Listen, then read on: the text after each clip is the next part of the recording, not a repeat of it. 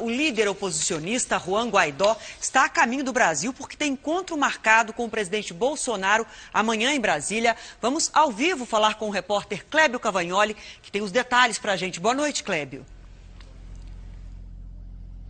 Boa noite, Adriana. Celso, boa noite a todos. Juan Guaidó vai chegar no avião da Força Aérea da Colômbia. O pouso dele está estimado para daqui a pouquinho, por volta de 11 horas da noite, aqui na base aérea de Brasília. Guaidó será recebido amanhã cedo pelo chanceler Ernesto Araújo no Palácio do Itamaraty.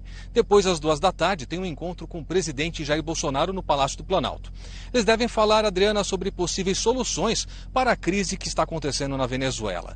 Em outra frente, o presidente Jair Bolsonaro determinou hoje avanço e agilidade na construção de linha de transmissão de energia para abastecer Roraima, que hoje depende em parte do abastecimento da Venezuela e que para abastecer Roraima, que hoje depende em parte do abastecimento da Venezuela e que está com problemas. O governo prevê que essa construção deverá levar cerca de 3 anos para ser concluída. De Brasília, Clébio Cavagnoli.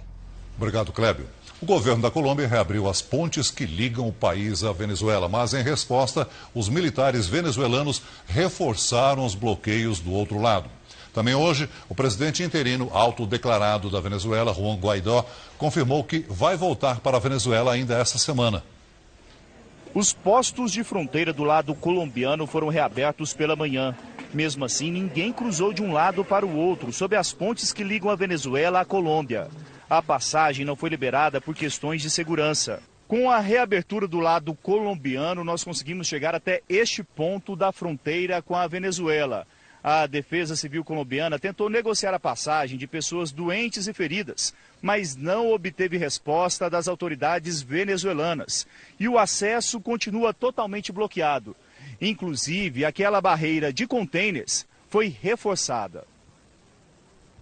Esta fonoaudióloga colombiana conta que com a fronteira fechada, ela deixa de atender crianças com necessidades especiais. Quantas pessoas? São 15 pessoas. Em entrevista à rede americana CNN, hoje o presidente autoproclamado da Venezuela, Juan Guaidó, confirmou que voltará para a Venezuela ainda nesta semana.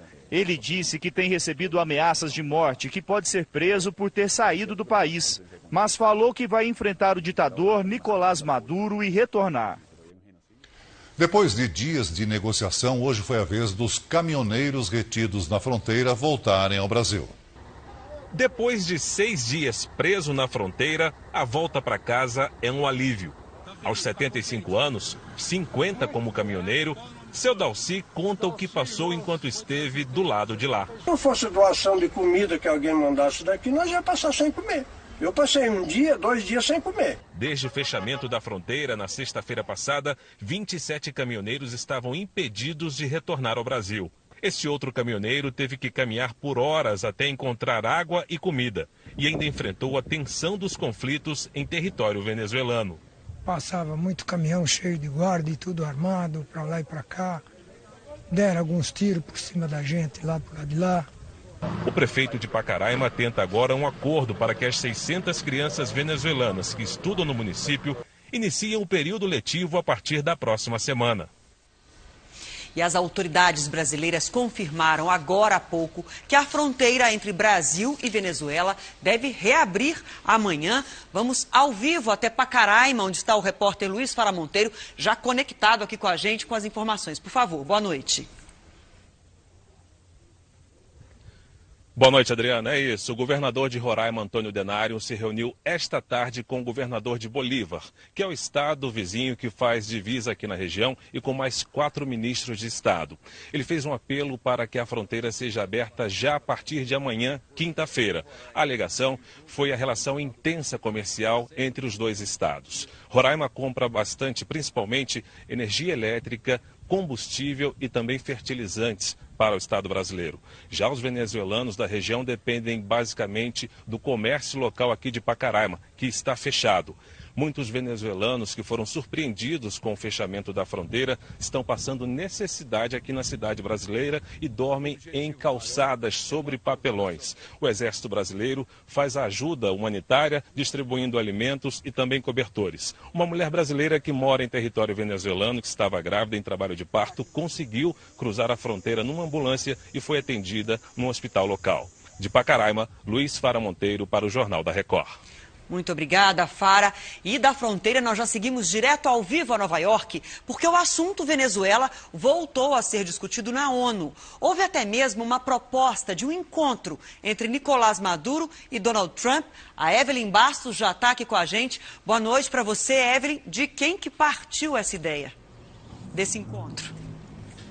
Oi, Adriana, muito boa noite para você. Essa sugestão foi feita pelo ministro das Relações Exteriores da Venezuela durante um discurso cheio de críticas aos Estados Unidos. Por isso, a proposta do encontro pegou muita gente de surpresa, inclusive o próprio governo americano. Coube ao vice-presidente dos Estados Unidos negar qualquer possibilidade de negociação. Mike Pence disse que a única coisa a se discutir neste momento é a data e a hora da partida de Maduro do governo. Adriana. Evelyn, e ainda sobre o discurso do chanceler da Venezuela aí na ONU, houve uma reação bastante negativa por parte dos demais diplomatas, não foi isso? Isso mesmo, Adriana, foi um boicote em massa. Olha só essa imagem. Enquanto o venezuelano entrava para discursar, mais de 60 diplomatas de 20 países se levantaram e deixaram a sala, entre eles Brasil e os Estados Unidos.